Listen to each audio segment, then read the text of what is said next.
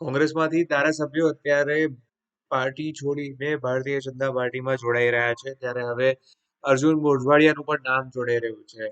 આ બાબતે ગુજરાત કોંગ્રેસના પ્રદેશ પ્રમુખ શક્તિસિંહ ગોહિલનું નિવેદન સામે આવ્યું છે. એમણે કહ્યું છે કે ભાજપ જે આ કરી રહ્યું છે એ યોગ્ય નથી. દિવસે કોંગ્રેસ તૂટી રહી છે. સીજે ચાવડાએ રાજીનામું આપ્યું. હજુ પણ 4-5 જે કોંગ્રેસના ધારાસભ્યો છે, પૂજાભાઈ વંશ છે, અર્જુનભાઈ મોઢવાડિયા સહિતના જે નેતાઓ છે પણ કોંગ્રેસથી નારાજ થઈને રાજીનામું આપવાની તૈયારી. શું કહેશો બાબતમાં? સ્પષ્ટ વાત એ છે કે કોંગ્રેસ પક્ષમાં અનેક કાર્યકર્તાઓ, અનેક નેતાઓ ભારતીય જનતા પાર્ટીની જુદી જુદી રીતની, જેને લોકશાહીમાં માન્ય ન ગણાય એવી મેલી મુરાદ સાથેની એજન્સીના દુરુપયોગથી તોડવા, ફોડવા, દબાવવા, ડરાવવા અને બીજી તરફ લાલચ આપવી આ પ્રયત્નો થાય છે. પણ હું સેલ્યુટ કરીશ મારા હજારો કોંગ્રેસ પરિવારના સાથીઓનું કે ડર્યા નથી, આટલા વર્ષથી સત્તા નથી પણ વિચારધારામાં આમ તેમ થયા નથી અને કોંગ્રેસ પક્ષ સાથે મજબૂતીથી વળગેલા છે. એવા હજારોની સંખ્યા છે. હા, કોઈ થોડા ઘણા નેતા કે કાર્યકર્તાઓને અમારી સાથે એમણે કામ કર્યું છે, આજ સુધી અમારી સાથે હતા એટલે સારા ને અત્યારે ખરાબ થઈ ગયા છે એ વાતમાં હું નહીં પડું. પરંતુ એમની પણ કોઈ મજબૂરી, મોટાભાગના જે ગયા છે એમણે મને કેટલાક ફોન પર રડ્યા છે કે અમારે જવું નહોતું, પણ આ સરકારે અમારી પરિસ્થિતિ એવી કરી દીધી કે ભારે મને કોંગ્રેસ અમે છોડીએ છીએ. એવા પણ ઘણા દાખલા છે. એટલે પરંતુ આખરે ગુજરાતની જનતા શાણી જનતા છે. માનનીય અહેમદભાઈની ચૂંટણી વખતે 17 નેતાઓ અમારા ગયા હતા, મજબૂત વ્યક્તિઓ હતી, પરંતુ એ ગયા પછી ગુજરાતની જનતાએ વિચારધારાને છોડીને આમ તેમ કરનારા લોકોને સાથ નથી આપ્યો. 17માંથી બીજી ચૂંટણીમાં માત્ર 2 જ જણા વિધાનસભામાં ચૂંટાણી શકાતા, એમાં એક તો નજીવા મતથી અને એક ઠીક મતથી.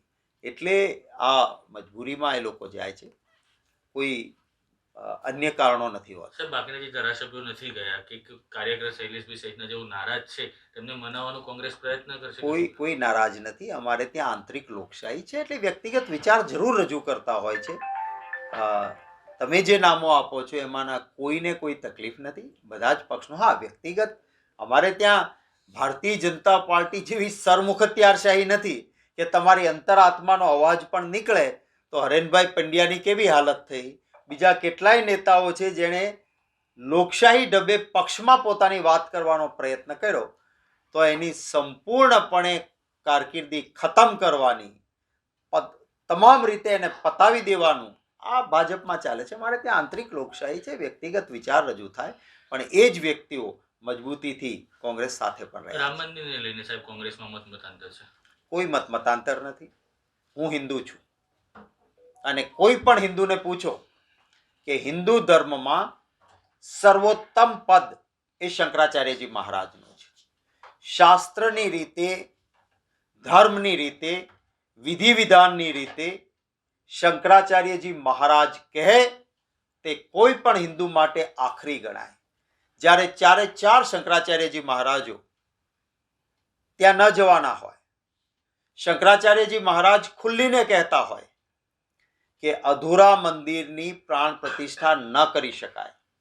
બરાબર રીતે સમજાવે છે કે માણસ ઘર બનાવે એનો ગ્રહ પ્રવેશ હોય, મંદિર બને એની પ્રાણ પ્રતિષ્ઠા હોય. એનો અર્થ એ કે ઘર તમારે અડધું બન્યું હોય તો તમે રહેવા જઈ શકો, પણ મંદિર છે ભગવાનનું શરીર છે અને મંદિર પૂર્ણ ન થાય ત્યાં સુધી પ્રાણ પ્રતિષ્ઠા ન થાય આ શંકરાચાર્યજી મહારાજ કહેતા હોય ત્યારે ત્યાં જવાનો. હા, ભગવાન રામમાં પૂરતી શ્રદ્ધા અને વિશ્વાસ છે. હું મારા ઈષ્ટદેવની આરાધના કરું, હું મારી કુળદેવી માની પ્રાર્થના કરું, હું રામ મંદિરે જઈને માથું ટેકવું તો મોક્ષની પ્રાપ્તિ માટે કરું. મતની પ્રાપ્તિ માટે દેવી દેવતાઓને શેરીઓમાં રજળાવવાના આ ભાજપના કરતું. સર, બોટાદ બાદ ગાંધીનગરમાં શંકાસ્પદ લઠ્ઠાકાંડને લઈ આમાં જવાબદાર કોણ હોઈ શકે? સરકાર. તમે કહ્યું છે આમાં જવાબદાર કોણ, તો સરકાર